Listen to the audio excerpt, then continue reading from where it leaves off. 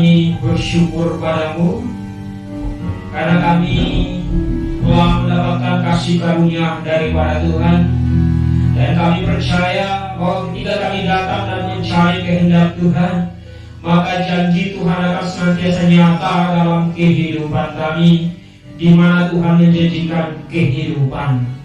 Terima kasih ya Tuhan, pada pagi hari ini kami semua yang hadir merindukan suara Tuhan untuk kami dengar dan untuk kami lakukan dalam kehidupan kami.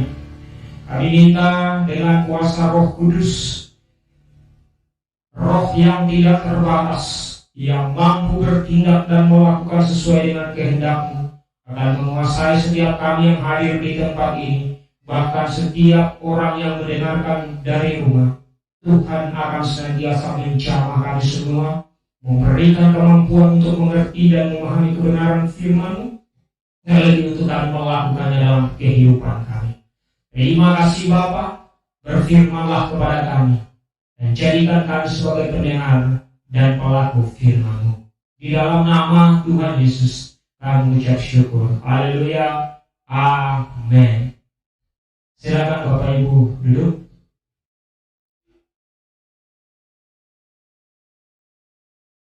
Iya, dalam kondisi dan situasi sekarang, situasi yang sangat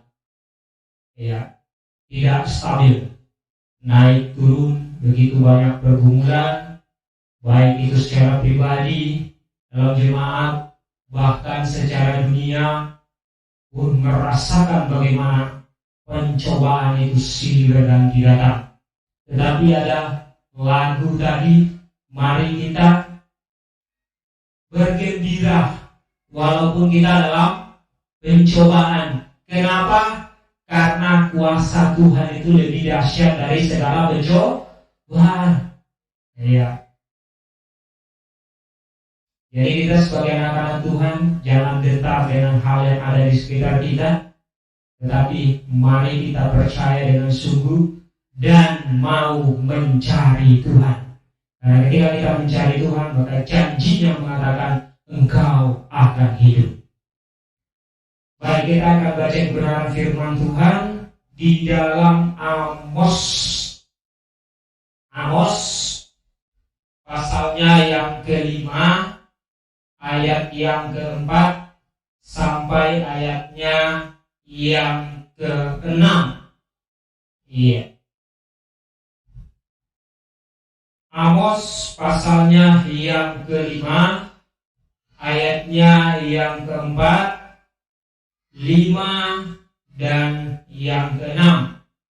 Kemudian nanti ayat-ayat yang lain akan menyusul.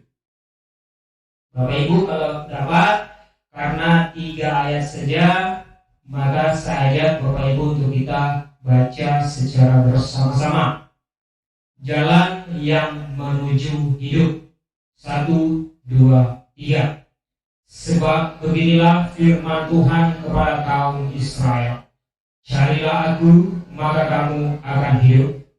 Janganlah kamu mencari Betel, janganlah pergi ke Gilgal, dan janganlah menyeberang ke Beersheba. Sebab Gilgal pasti musnah ke dalam pembuangan, dan Betel akan lenyap. Carilah Tuhan, maka kamu akan hidup, supaya jangan Ia memasuki keturunan Yusuf bagaikan api, yang memakannya habis dengan tidak ada yang menerangkan bagi Betel.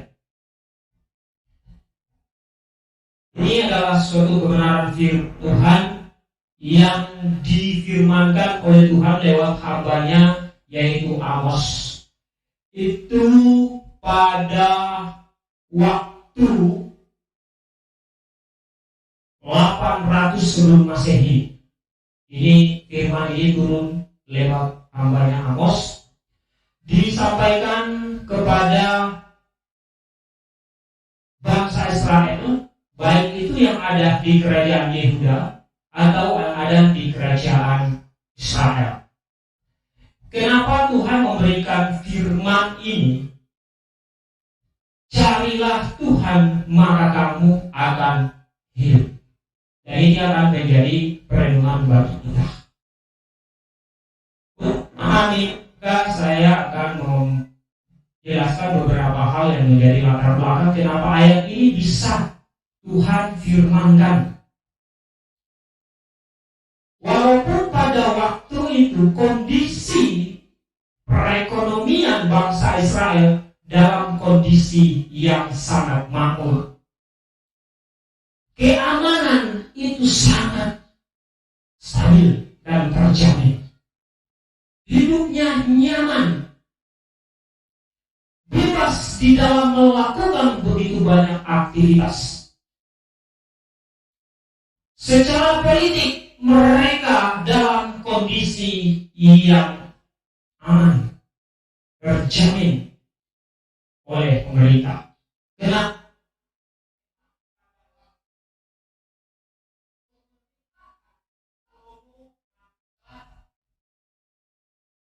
Iya, pemerintahan Salomo masih terasa karena waktu yang itu pemerintah adalah anaknya, yaitu Yerobeam. Sehingga masih terasa kejayaan dari kerajaan Salomo. Sehingga Israel dalam keadaan kondisi yang enak, situasinya nyaman sekali.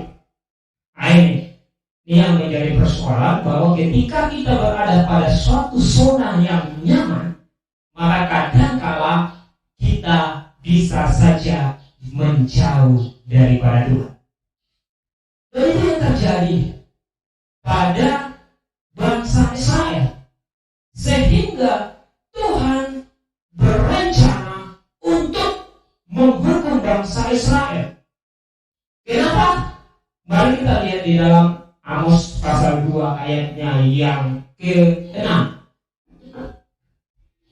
Beginilah firman Tuhan, karena 3 perbuatan jahat Israel, bahkan 4, aku tidak akan menarik kembali keputusanku. Oleh karena mereka menjual orang benar karena uang, dan orang miskin karena sepasang kasut. Mereka menginjak-injak kepala orang lemah ke dalam debu, dan membelokkan jalan orang sengsara. Anak dan ayah pergi menjamah seorang perempuan muda, sehingga melanggar kekudusan nama. Ini yang terjadi. 3 atau 4 perbuatan jahat yang dilakukan oleh bangsa Israel, sehingga Tuhan merencanakan untuk menghukum bangsa Israel. Padahal waktu itu mereka dalam kemakmuran, dalam kondisi yang kaya, ya, harta melimpah, segala macam dicukupi, nyaman, aman, tidak ada persoalan kesana kemari, tidak ada peperangan, tidak ada intimidasi dan lain sebagainya.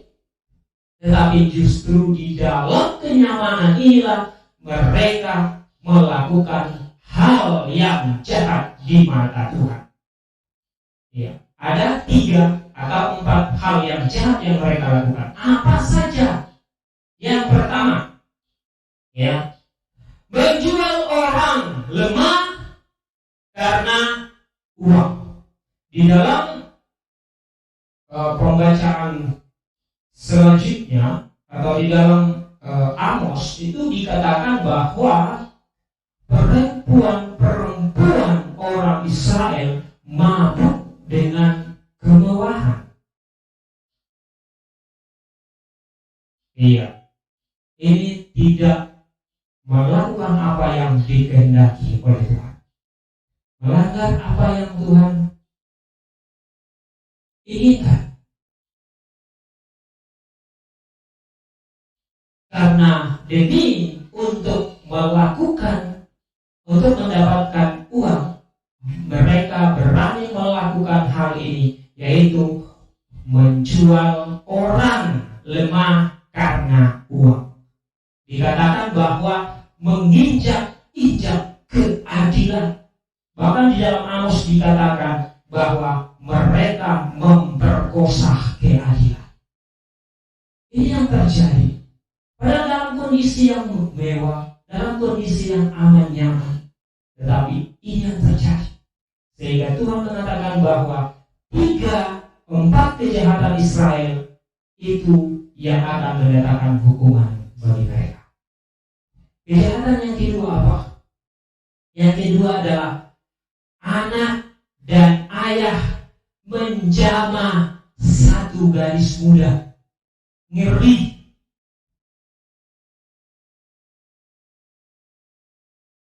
Bapak Ibu bisa bayangkan hal itu apa yang terjadi seperti ini. Maka Tuhan melihat bahwa ini adalah suatu perbuatan jahat yang dilakukan oleh bangsa Israel. Sehingga Tuhan berencana untuk menghukum mereka. Hal yang ketiga, yaitu mereka ketika pergi beribadah, mereka ketika pergi beribadah, mereka di samping mezbah itu minum anggur sampai mabuk setelah melaksanakan ritual ibadah mereka. Sehingga di dalam ayatnya yang ke-5 dikatakan bahwa jangan kamu mencari Betel, jangan kamu mencari Gilgal, jangan kamu mencari Beersheba. Karena ini merupakan tempat-tempat orang Israel untuk beribadah atau menyembah kepada Tuhan. 3 tempat ini, khususnya di bagian utara selain di Yerusalem, memang zaman dulu itu sebelum terpisah antara Israel Utara dan Israel Selatan, tempat mereka menyembah Tuhan itu hanya di Yerusalem. Tetapi setelah Rehabeam memimpin di kerajaan utara, dia mengambil suatu keputusan bahwa kita orang utara tidak perlu lagi pergi ke Yerusalem untuk menyembah Tuhan di sana. Kita bisa pergi ke Betel, kita bisa pergi ke Gilgal, kita bisa pergi ke Beersheba. Karena apa? Karena 3 tempat ini itu sangat bersejarah dalam kehidupan bangsa Israel. Kalau kita melihat sejarahnya, maka kita melihat bagaimana Tuhan hadir di tempat-tempat itu untuk melakukan suatu perkara dan mujizat buat bangsa Israel dan juga nenek moyang mereka. Yang pertama kita bisa lihat kenapa banyak orang Israel waktu itu pergi ke Betel. Karena satu peristiwa yang mereka anggap suatu sejarah, sehingga Betel dijadikan suatu tempat untuk penyembahan. Di mana kita bisa lihat di dalam Kejadian 28 ayat 18 sampai 22. Mungkin kita bisa lihat supaya jelas. Ini adalah satu peristiwa di mana Tuhan hadir dalam mimpi. Iya. Kejadian 28 ayat 18 dulu. Keesokan harinya pagi-pagi, Yakub mengambil batu yang dipakainya sebagai alas kepala dan mendirikan itu menjadi tugu dan menuang minyak ke atasnya. Lanjut. Ia menamai tempat itu Betel. Dahulu nama kota itu adalah Luz. 20. Lalu karena salah Yakub, jika Tuhan akan menyertai dan akan melindungi aku di jalan yang kutempuh ini, memberikan kepadaku roti untuk dimakan dan pakaian untuk dipakai, sehingga aku selamat kembali ke rumah ayahku, maka Tuhan akan menjadi, maka Yahweh akan menjadi Tuhanku. Kemudian, dan batu yang kudirikan sebagai tugu ini akan menjadi rumah Tuhan. Dari segala sesuatu yang engkau berikan kepadaku akan selalu kupersembahkan sepersepuluh kepada. Jadi ini adalah suatu peristiwa kenapa Betel dijadikan suatu tempat untuk beribadah bagi bangsa Israel, karena memang Betel dalam peristiwa Yakub saat melarikan diri dari hadapan saudaranya yaitu Esau, dia bermalam dan tidur di Betel ini. Pada waktu tidur dia mengambil batu dijadikan alas kepala, dan saat tidur dia bermimpi melihat tangga itu dari bumi sampai ke langit, dan melihat malaikat itu naik turun. Sehingga saat dia bangun, dia mengambil batu yang digunakan sebagai alas kepala, diletakkan di situ dan diberikan urapan minyak, diminyaki. Dan dia mengatakan bahwa disinilah rumah Tuhan. Dan waktu itu dia menamakan tempat itu adalah Betel. Sehingga orang-orang Israel pada waktu itu pergi ke Betel untuk menyembah Tuhan. Ini tempat-tempat. Tempat yang kedua yaitu Gilgal. Ya, Gilgal itu adalah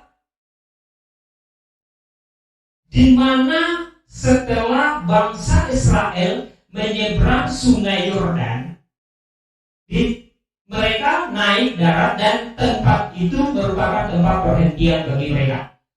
Itu dinamakan tempat itu Gilgal. Yosua mengambil 12 batu dan meletakkan batu itu di sekitar Gilgal, karena dipercaya bahwa tempat itu merupakan tempat di mana Tuhan telah membebaskan mereka dari kehidupan yang dahulu, yaitu kehidupan yang di bawah tekanan bangsa Mesir. Sehingga merupakan tempat permulaan di mana bangsa Israel menduduki tanah Kanaan. Karena disitulah mereka membahas bagaimana strategi-strategi untuk mengalahkan penduduk-penduduk tanah Kanaan, kota-kotanya yang berkubu, orang-orangnya yang perkasa. Bahkan minggu lalu kita dengar bahwa kita seperti apa? Belalang. Disitulah mereka merencanakan bagaimana mereka menguasai tanah Kanaan. Sehingga disitulah merupakan tempat bagi mereka untuk menyembah Tuhan. Itu tempat yang kedua. Dan tempat yang ketiga yaitu Beersheba. Ya, Beersheba ini adalah merupakan suatu tempat di mana Bapak Abraham bertemu dengan Abimelek, dan di situ terjadi pertengkaran karena ada persoalan sumur untuk minum air, sumur untuk minum ternak. Terjadi persoalan dan pada waktu itu terjadi perdamaian. Dan setelah terjadi perdamaian, Abraham menanam sebuah pohon yang disebut pohon Tamariska. Itu juga merupakan suatu tempat bagi bangsa Israel, bahwa di situ adalah tempat Tuhan hadir buat mereka. Sehingga 3 tempat ini merupakan tempat yang dikhususkan untuk datang menyembah atau beribadah kepada Tuhan. Tetapi di dalam ibadah yang mereka lakukan di 3 tempat ini, Tuhan mengatakan, aku tidak berkenan kepada ibadahmu. Aku tidak berkenan kepada persembahanmu. Dalam 3 tempat ini merupakan tempat bersejarah bagi mereka. Tetapi Tuhan menolak mereka di dalam saat mereka melakukan ibadah. Kenapa? Karena di dalam ibadah mereka ternyata hatinya mereka tidak fokus kepada Tuhan. Ini persoalannya. Ada 3 kejahatan yang tadi saya sudah jelaskan. Salah satunya adalah ketika mereka selesai menyembah, beribadah, mereka di samping mezbah minum anggur sampai mabuk. Ini persoalan utama Tuhan, tetapi satu sisi dalam tindakan dan perbuatan hati jauh daripada Tuhan. Makanya Tuhan tidak suka dengan ibadah mereka. Bapak Ibu tahu bahwa mereka ibadah itu bersorak-sorai, bunyi gambus, rebana dan lain sebagainya. Mungkin kalau di Getsemani kalah dengan ibadah yang dilakukan oleh bangsa Israel, sambil bersorak-soraknya kepada Tuhan. Ribut mereka beribadah, bersorak-sorak mereka ibadah, bersenang-senang mereka beribadah. Tetapi setelah beribadah, apa yang mereka lakukan? Inilah yang tidak dikehendaki oleh Tuhan. Tuhan bilang, kamu berikan persembahan, kamu berikan korban, kamu beribadah, tetapi hatimu jauh daripada Tuhan. Ini yang dibenci oleh Tuhan. Kemudian mereka setelah melakukan ibadah, pulang dari ibadah, mereka masih mabuk dengan kemewahan, melakukan tindakan memeras, bahkan dikatakan menjual orang-orang lemah untuk mendapatkan uang. Ini yang mereka lakukan. Setelah pulang dari ibadah mereka menginjak-injak, bahkan dikatakan bahwa mereka memperkosa keadilan. Ini yang terjadi. Sehingga Tuhan sangat murka dan marah kepada bangsa Israel, merencanakan untuk bagaimana bangsa Israel mendapat hukuman. Selain itu, ini kejahatan yang keempat. Tadi kejahatan yang ketiga saya sudah jelaskan. Ini kejahatan yang keempat. Tuhan mengutus hamba-hambanya atau para nabi untuk memperdengarkan suara Tuhan, tetapi justru mereka menolak. Bahkan mengatakan bahwa kepada Nabi Amos khususnya, jangan mencari makan di sini. Kalau mencari makan bukan di tempat ini.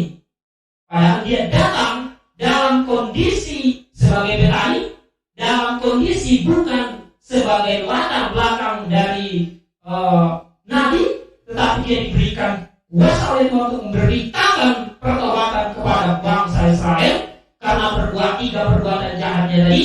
Tetapi mereka justru menambah satu perbuatan jahat, menolak ajaran dan didikan daripada Tuhan. Mereka menolak bertobat kepada Tuhan. Makanya dikatakan 3 kejahatan, bahkan 4. Ya, 3 kejahatan tadi dan tambah kejahatan yang keempat, menolak orang yang memberitakan firman Tuhan. Ini kejahatan yang keempat.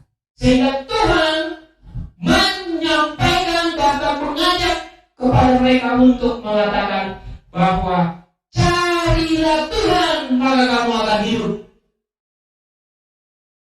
Iya. Apakah ada 2 kata atau kata kunci di dalam cari, ya, carilah Tuhan dan hidup? Ya. Ya, kalau carilah Tuhan adalah suatu tindakan yang harus kita lakukan untuk berupaya bagaimana menyenangkan hati Tuhan.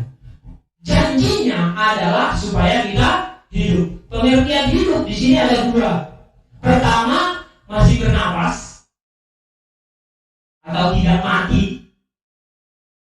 Hidup yang kedua yang dimaksud adalah kehidupan kekal untuk mendapatkan keselamatan. Dan ketika kita mau beribadah, maka dua-duanya ini harus kita laksanakan untuk kita dapatkan. Ketika kita benar-benar mencari Tuhan. Di dalam Matius pasal 11 juga dikatakan bahwa marilah kepadaku semua yang letih lesu dan berbeban berat, aku akan memberikan kelegaan kepadamu. Ini juga ajakan Tuhan Yesus kepada semua kita yang hidup di zaman ini. Kalau ajakan carilah Tuhan maka kamu akan hidup, itu betul disampaikan oleh Tuhan kepada bangsa Israel yang dalam kondisi tadi. Sekarang kita hidup di zaman kasih karunia. Banyak juga hal yang mungkin bisa mirip dan bahkan terjadi seperti bangsa Israel dalam kehidupan kita saat ini. Memang kita beribadah kepada Tuhan, tetapi banyak motivasi kita di dalam beribadah. Banyak kita beribadah karena kita melihat mujizat dari Tuhan. Kita mau mengalami namanya mujizat daripada Tuhan. Karena saya mau beribadah, karena saya mau dapat mujizat daripada Tuhan, maka saya pergi beribadah. Jadi ketika kita sudah dapat mujizat, berarti kita sudah tidak beribadah. Kenapa? Karena tujuan utama kita untuk dapat mujizat daripada Tuhan. Ya. Ini kehidupan di zaman sekarang. Motivasi yang kedua, banyak orang pergi beribadah dengan memiliki motivasi untuk mendapatkan janji-janjinya Tuhan. Nah, Tuhan berjanji bahwa akan memberkati kita. Betul? Ya. Sehingga kita banyak termotivasi untuk mencari Tuhan dengan beribadah untuk mendapatkan berkat, untuk mendapatkan sesuatu yang memuaskan kehidupan kita. Ya. Jadi tidak jauh beda prinsip dan keadaan kita dengan keadaan orang Israel zaman dulu. Kalau demikian, kita memiliki prinsip hidup di dalam melakukan ibadah. Tetapi Tuhan menginginkan supaya kita ketika kita beribadah, kita mencari Tuhan. Tuhan yang merupakan sumber mujizat, Tuhan yang merupakan sumber janji, Tuhan yang merupakan sumber berkat. Kalau kita bisa pegang sumbernya, maka apapun yang dijanjikan, apapun yang kita doakan, apapun yang kita mau peroleh daripada Tuhan, Tuhan pasti kasih. Kenapa? Karena kita sudah dapat sumbernya, yaitu Tuhan. Ya. Matius pasal 6 ayat 33 dikatakan bahwa carilah dahulu kerajaan Tuhan dan kebenarannya, maka berkat-berkatnya maka semuanya akan ditambahkan. Kesehatan, berkat, kebutuhan jasmani, rohani, kenyamanan, dan lain sebagainya. Tetapi apa yang harus kita lakukan lebih dahulu? Mencari Tuhan dan kebenarannya. Maka kita bisa memperoleh hidup, baik itu secara hidup kekal maupun kita hidup di dunia dipelihara oleh Tuhan.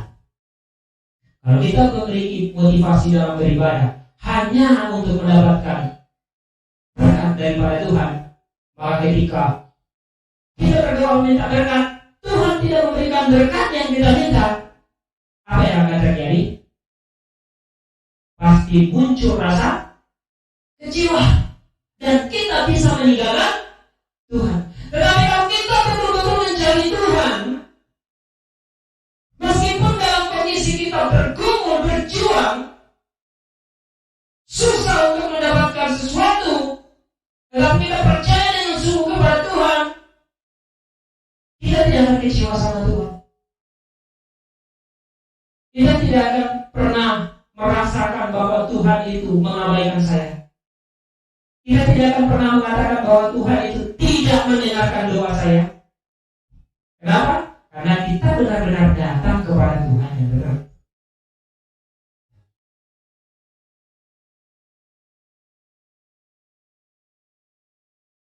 Banyak orang yang hanya memanfaatkan Tuhan, menjadikan Tuhan itu sebagai dokter, menjadikan Tuhan itu sebagai satpam, menjadikan Tuhan itu sebagai sumber tukang beri, dermawan. Karena kita banyak meminta, tetapi kita tidak mencari kehendak Tuhan.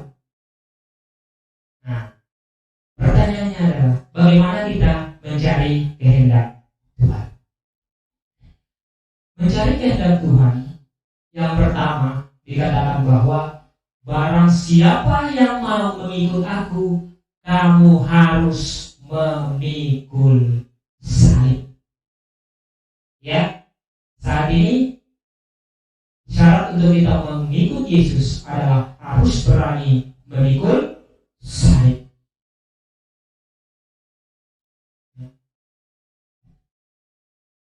Memikul salib adalah merupakan hal yang sebenarnya tidak nyaman, tidak enak. Kenapa?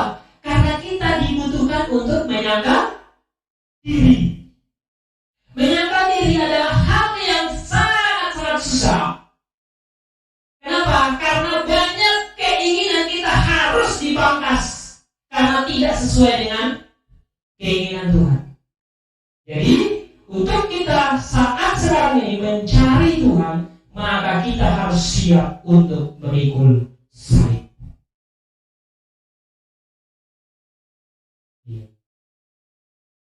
Memikul salib bukan hal yang gampang, tetapi hal yang luar biasa. Contoh, saat kita ini dalam keadaan situasi nyaman atau istilahnya zona nyaman, kita harus mengevaluasi zona nyaman kita dengan 3 kriteria. Yang pertama, apakah saya dalam keadaan zona nyaman saya? Zona nyaman itu dalam keadaan hati, dalam pekerjaan, dalam hubungan dengan orang lain, dalam suatu organisasi, kita merasakan suatu zona yang nyaman. Artinya sudah merasa nyaman dan enak. Tetapi Bapak Ibu, supaya zona nyaman kita sesuai dengan kehendak Tuhan, maka 3 kriteria yang harus kita jadikan ukuran. Yang pertama, apakah zona nyaman saya saat ini itu memiliki dampak positif bagi hidup saya? Yang kedua, apakah zona nyaman saya saat ini itu tidak merugikan orang lain? Dan yang ketiga dan paling utama, ya tiga-tiganya utama, tapi yang paling menjadi dasar utama adalah apakah zona nyaman saya saat ini itu berkenan dan tidak bertentangan dengan kehendak Tuhan. Kalau 3 hal ini terpenuhi, lanjutkan zona nyaman Bapak Ibu. Baik itu dalam pekerjaan, baik itu dalam hubungan, baik itu dalam kondisi yang lain dan lain sebagainya, termasuk para pelajar. Zona nyaman ini merupakan satu pertanyaan dari remaja yang luar biasa. Makanya hari ini saya coba untuk menyampaikan. Silakan Bapak Ibu dalam zona nyaman, evaluasi zona nyaman Bapak Ibu sekarang. Mari kita sama-sama mengevaluasi, karena kita sama-sama belajar. Apakah zona nyaman saya saat ini itu berdampak positif bagi kehidupan saya dan keluarga? Kemudian apakah zona nyaman ini tidak merugikan orang lain? Karena banyak zona nyaman kita berada pada satu posisi, tapi ternyata merugikan orang lain. Tapi kita sadari atau pura-pura tidak mau tahu. Kemudian yang ketiga, apakah ini berkenan dan sesuai dengan kehendak Tuhan? Kalau tidak, maka satu hal yang harus kita lakukan, kita siap untuk memikul salib, meninggalkan zona nyaman kita demi mencari kehendak Tuhan. Ini berat. Makanya saya katakan bahwa ini adalah bagian dari memikul salib. Karena mengikut Yesus harus memikul salib. Tuhan Yesus katakan bahwa barang siapa mau mengikut aku, kau harus siap memikul salib. Tetapi Tuhan berkata demikian, barang siapa yang letih lesu, memiliki beban berat, dia akan siap untuk memberikan kelegaan. Tuhan kita Tuhan bukan yang jahat, tetapi Tuhan yang penuh kasih. Saat kita mungkin dalam situasi dan kondisi apapun yang tidak sesuai dengan kehendak Tuhan, Tuhan selalu berikan kesempatan untuk kita mencari kehendak Tuhan, untuk selalu mencari Dia, supaya janjinya kita mendapatkan kehidupan yang kekal. Fokus kita saat ini adalah fokus untuk kehidupan yang kekal. Walaupun kita masih diberikan kesempatan untuk hidup di dunia, untuk bekerja, melanjutkan kehidupan dan bekerja, mengerjakan keselamatan yang diberikan oleh Tuhan. Ini hal yang kedua. Hal yang kedua, untuk mencari kehendak Tuhan atau mencari Tuhan supaya kita dapat hidup, maka keselamatan yang diberikan dari Tuhan kepada kita, kita harus kerjakan. Cara mengerjakannya apa? Dalam kebenaran firman Tuhan begitu banyak pekerjaan yang harus kita lakukan untuk mengerjakan pekerjaan Tuhan. Intinya adalah mari kita mau menyenangkan hati Tuhan, bertindak untuk melakukan kehendak Tuhan. Dan yang ketiga adalah ketika kita mencari Tuhan di dalam persekutuan ibadah kita, mari kita cari Tuhan di dalam roh dan kebenaran. Nih, kita mencari Tuhan dengan roh dan kebenaran.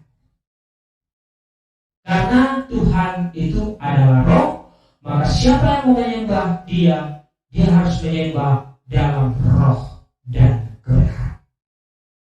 Tiga cara ini, minimal tiga cara yang saya sampaikan hari ini, adalah hal yang kita bisa lakukan di dalam menyembah atau mencari Tuhan. Kita mencari Tuhan dengan memikul salib kita, penuh pergumulan. Setiap hal yang tidak menyenangkan hati Tuhan, mari kita pangkas satu persatu. Karena itu bagian dari memikul salib. Mari kita mencari Tuhan dengan mengerjakan apa yang menjadi tugas tanggung jawab kita di dalam mengerjakan pekerjaan, mengerjakan keselamatan yang datang daripada Tuhan. Ketika kita diberikan waktu, kita diberikan kesempatan untuk melakukan pelayanan, jangan memberikan pelayanan yang sisa-sisa bagi Tuhan. Jangan hanya memberikan waktu yang sisa-sisa untuk Tuhan, tetapi berikan waktu yang terbaik untuk Tuhan. Banyak kita yang terlibat, ya, bukan di sini ya, tapi banyak orang yang terlibat dalam pelayanan, tetapi dia terlibat hanya sisa-sisa waktu, tidak sepenuh hati. Nanti di masa tua baru mau giat melayani Tuhan. Itu adalah sisa-sisa waktu untuk Tuhan. Dan ini adalah bukan bagian dari mengerjakan keselamatan. Mari kita berikan waktu kita, jangan sisa-sisa buat Tuhan. Jangan mari kita berikan hal yang terbaik buat Tuhan, jangan yang sisa-sisa. Tetapi berikan yang terbaik untuk kemuliaan Tuhan. Ini adalah bagian dari cara mencari Tuhan supaya kita memperoleh hidup. Dan yang ketiga, mari kita mencari Tuhan di dalam roh dan kebenaran. Ukur dalam hidup kita, apakah kita sudah dipenuhi dengan kuasa Roh Kudus? Setiap kebenaran dan kebenaran yang kita baca setiap hari, apakah itu sudah menguasai hati kita? Ini menjadi tantangan buat kita semua. Saya tidak menggurui Bapak Ibu, tetapi kita belajar sama-sama dengan kebenarannya. Karena Tuhan mengatakan bahwa di zaman yang sulit dan susah ini, satu hal yang harus kita lakukan adalah carilah Tuhan, maka kamu akan hidup.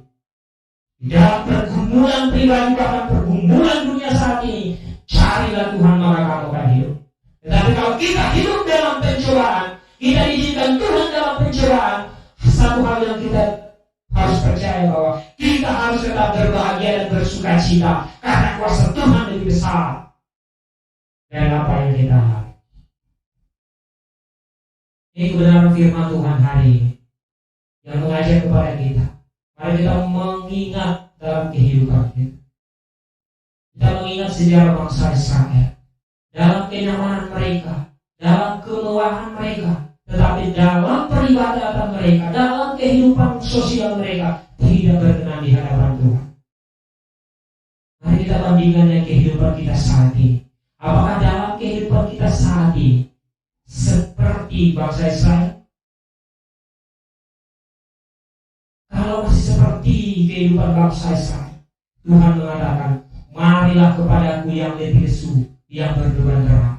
Aku akan memberikan kelegaan kepada. Dia akan memberikan hidup ketika kita benar-benar mencari Tuhan di dalam roh dan kebenaran.